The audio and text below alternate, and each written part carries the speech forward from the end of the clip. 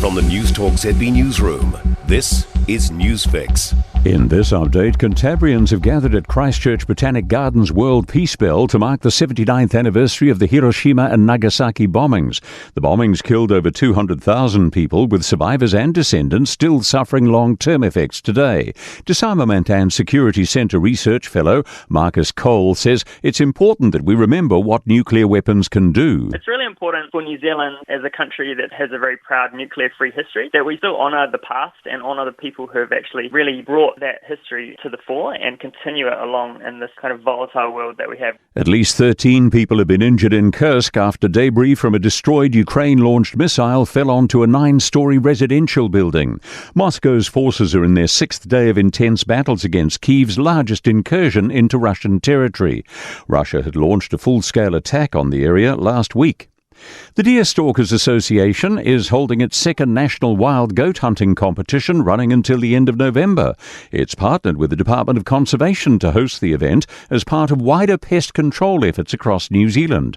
Competition coordinator Trevor Grattan says conservation's an important part of the competition. Our guys and girls and families are out there every weekend doing their part to try and remove pests like goats and stoats and rabbits and things like that, along with deer and the herds of importance that we need to focus on as well. A car fit for royalty and one fit for a tech mogul have gone up for auction in Auckland's Mount Eden today. An ultra-rare Mercedes formerly owned by internet entrepreneur Kim.com's up for sale, with only 80 of its kind in the world. It's not yet sold and has an estimated value of about $850,000. Queen Elizabeth II's Royal Rolls-Royce has sold for $172,000. Webb's collector car expert Chris Wiseman saying the car's one of a kind. It was actually specifically outfitted for the Royal Tour by Rolls-Royce, so it was used in those 1963 and 1970 Royal Tours of New Zealand. That's news.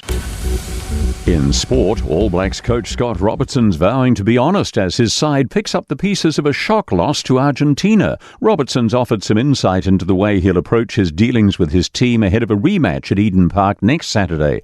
Robertson said today he'll make sure no stone's left unturned. I come in fair. I come in fair and honest.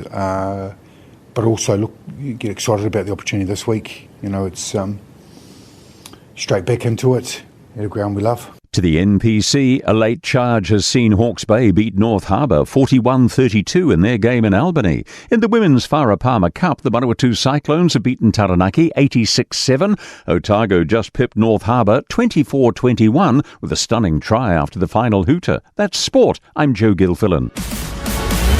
For more news, listen to Newstalk ZB live on iHeartRadio.